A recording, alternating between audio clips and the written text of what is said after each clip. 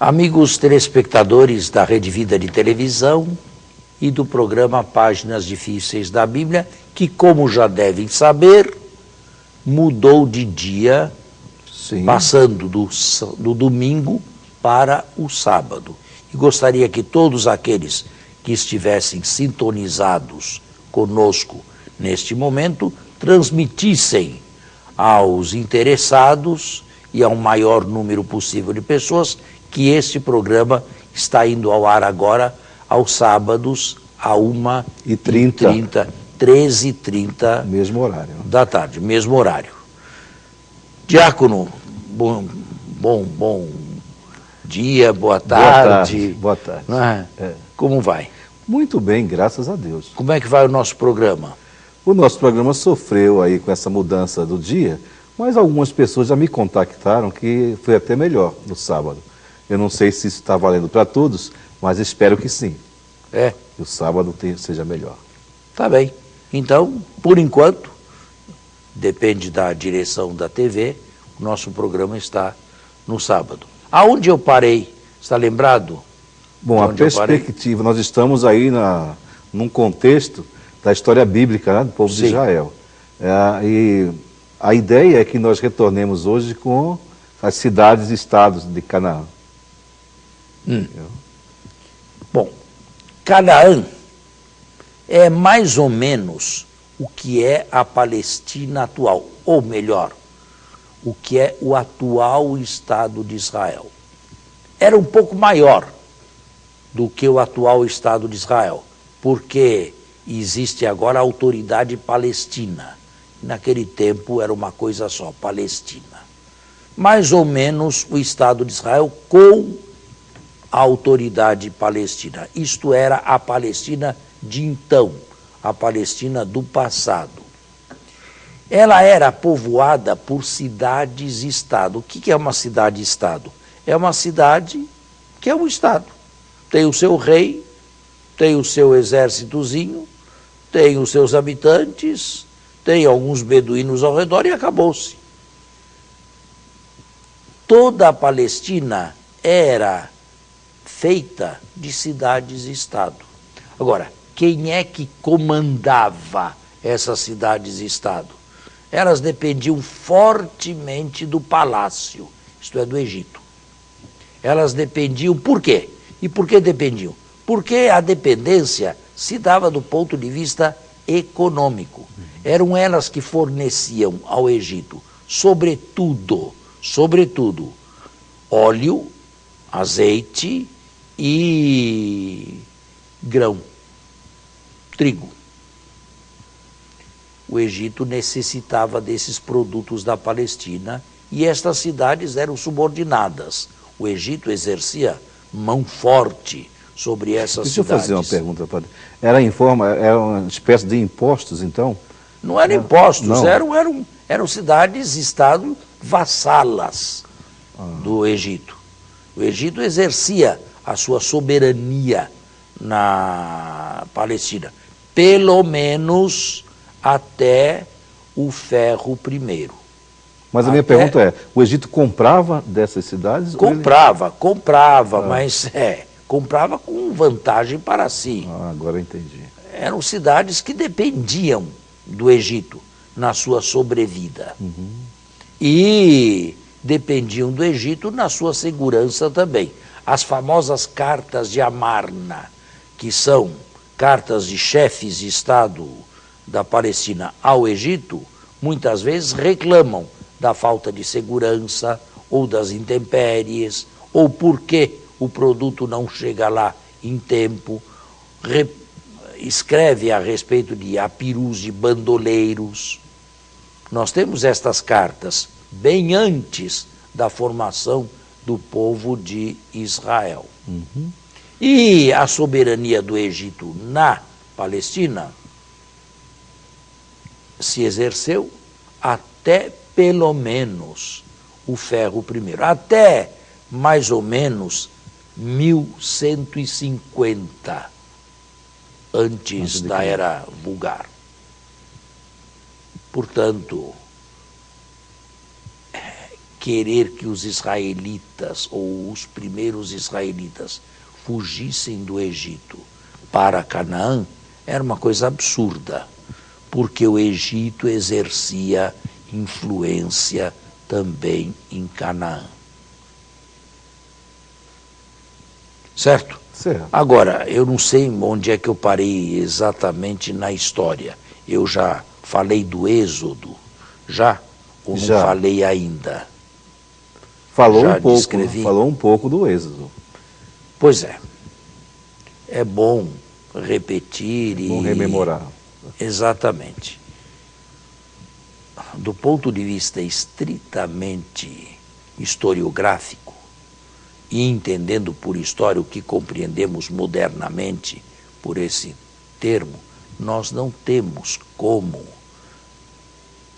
comprovar nem a permanência de Israel no Egito, não deixou um resquício arqueológico. Como é possível isto? Não podemos comprovar a perseguição, não há notícia nenhuma no Egito de um povo de Israel lá perseguido, não podemos comprovar a libertação de Moisés e nem mesmo a passagem do mar. O famoso capítulo 14º do livro do Êxodo é de escritura bem tardia. Bem tardia. E não usa mais os termos, o jargão historiográfico. É uma epopeia nacional ou um texto de vitória onde se canta a supremacia do Deus de Israel contra Faraó e os egípcios. Mas, repito, é um texto tardio. Tardio e religioso. Tardio e uma epopeia nacional descrita bem depois dos fatos que tenta ou que espera relatar. Por isso, nós, historiadores modernos, não temos absolutamente como comprovar o êxodo do Egito. Não temos.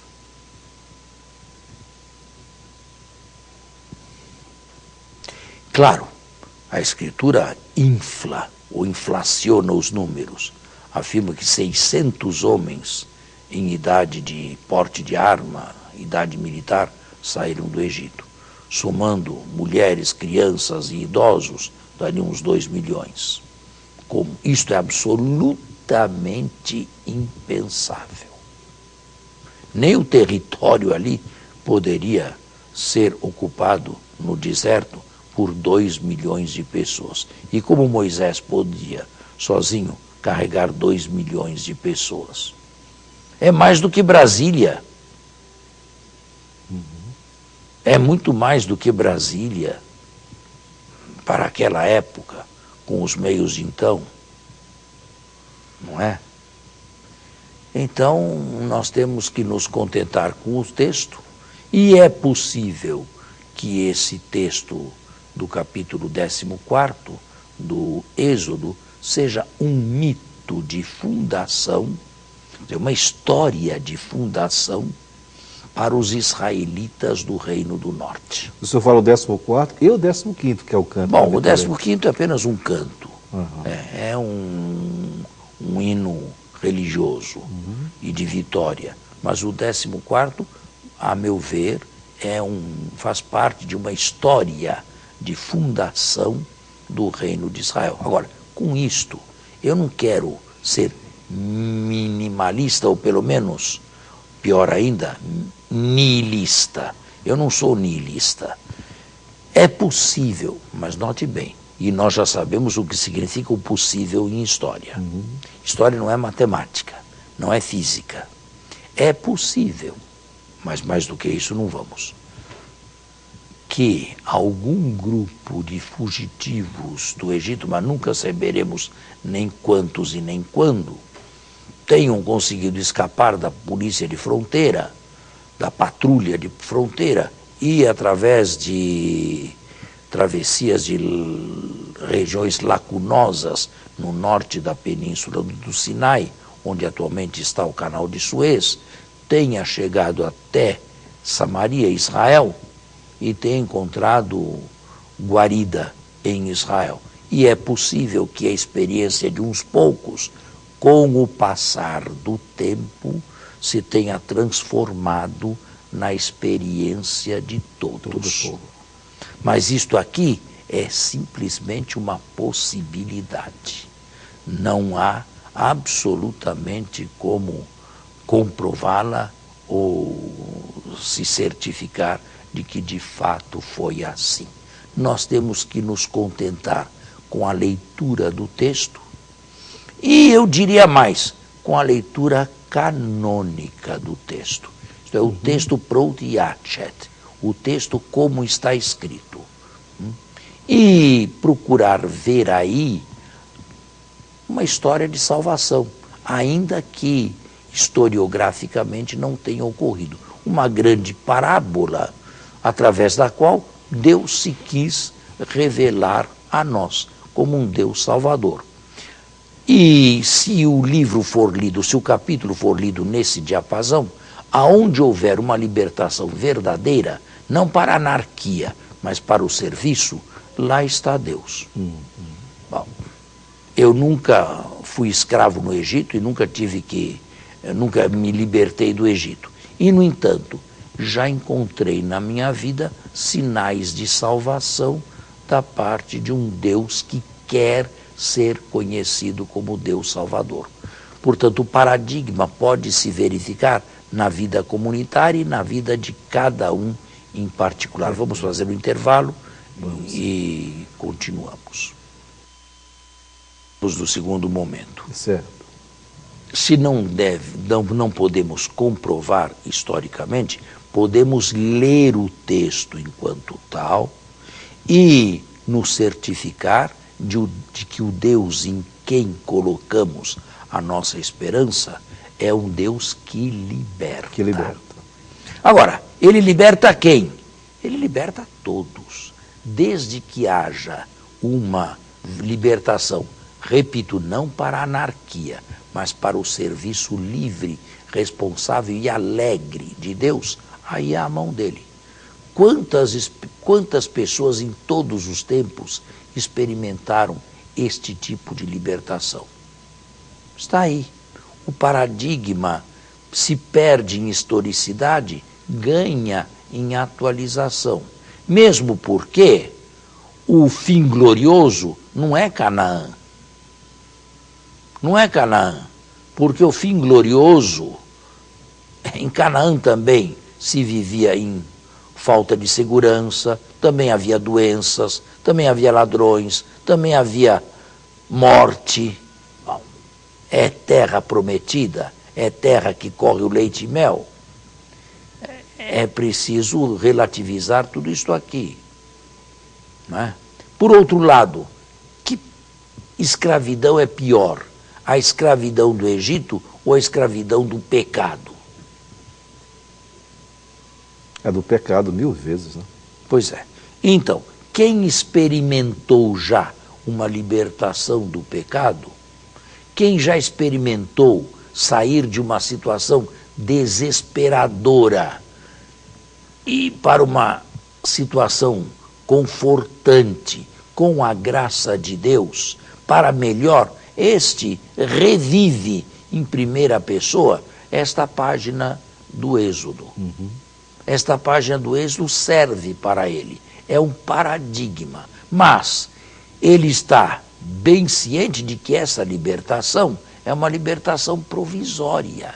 Como esses aqui, que saíram do Egito, a própria Bíblia diz, o próprio texto diz, que nenhum deles entrou em Canaã, por causa das desobediências e das rebeldias do deserto, que adiantou sair do Egito para morrerem no deserto.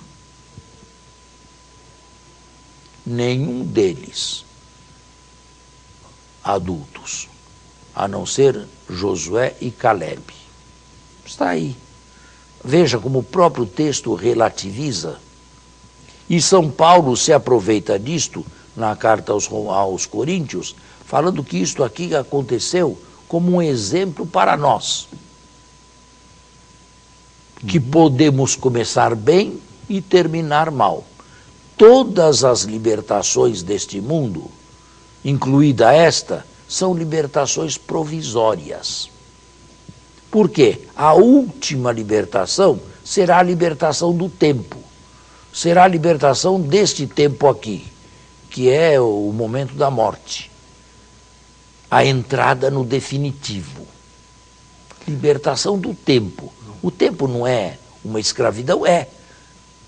Você espera uma coisa e a acalenta num sonho de meses ou de anos. De repente, o futuro se tornou passado.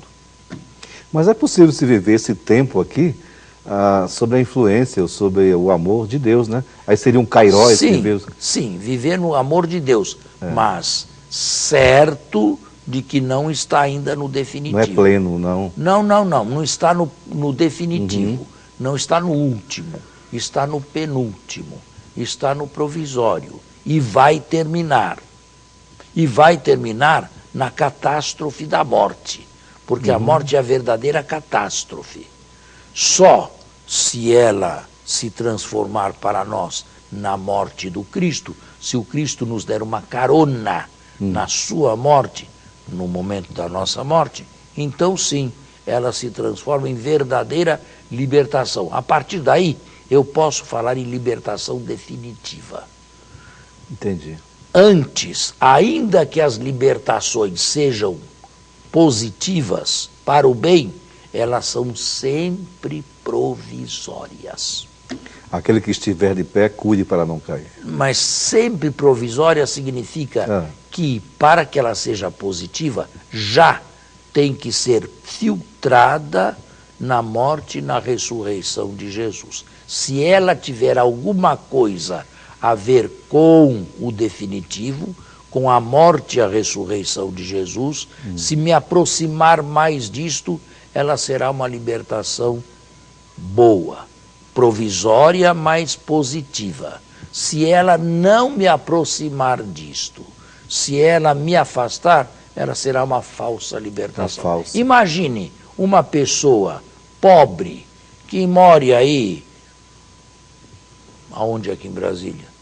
Eu não conheço bem Brasília. Um bairro pobre, me diga. Agora não... tem vários. Agora não consigo lembrar um para citar aqui. O seu bairro é bairro rico? É razoável, é médio. O Guará é médio, né? Guará é médio? Existe uma classe média baixa lá? Sim, tem pobres também lá. Tem pobres? Pois é. Então imagine que um pobre lá ganhe amanhã a maior loteria de todos os tempos do Brasil. Ganhe 10 bilhões de reais. Imagine isto. Será uma libertação para ele? Depende do que ele fizer daquele dinheiro. Pode ser o fim da sua vida. Entendi. Como aconteceu, né, já diversas vezes. Pode ser o fim da sua vida.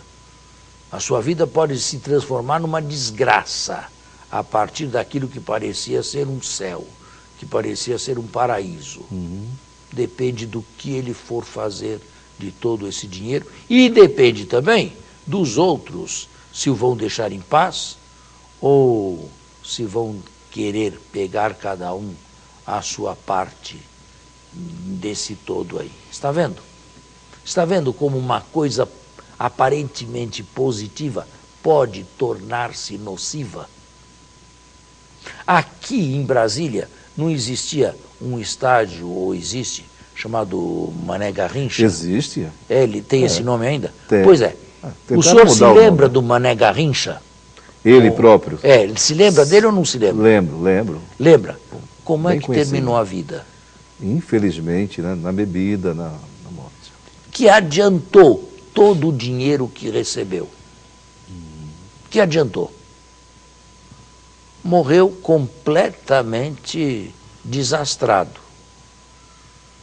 Se não tivesse recebido essa fama e esse dinheiro, talvez ainda estivesse vivo e decentemente vivo.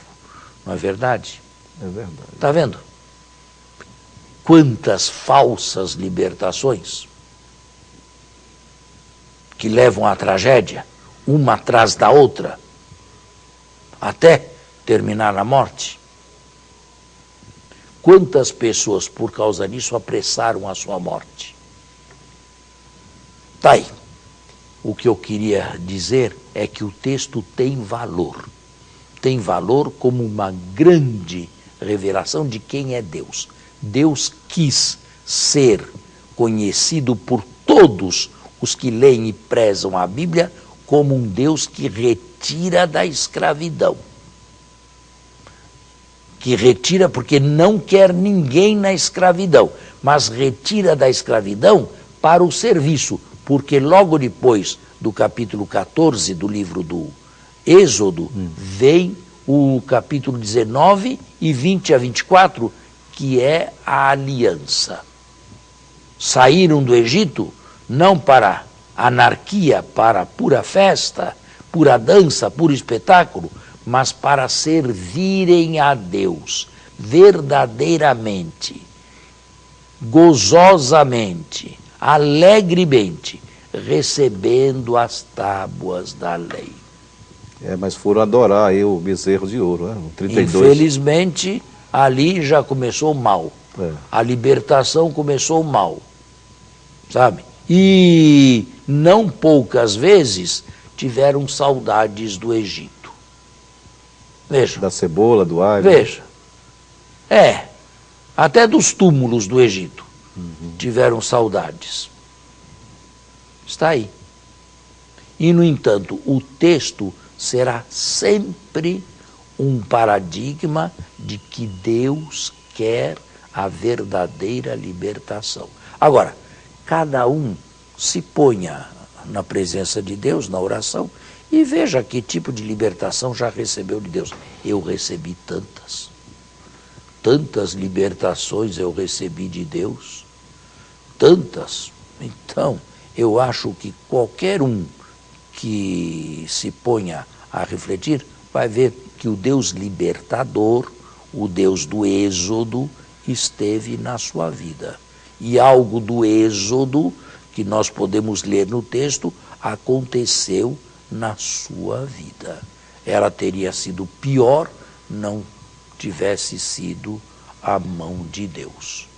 Sabe, para mim é muito significativo aquele trecho do Êxodo em que Moisés vai justamente buscar as tábuas da lei e ele começa a demorar. O povo diz que ele demora, e aí quando eles constroem aí o bezerro de ouro, convence Arão, e eu trago para hoje, né, para a vida com Jesus.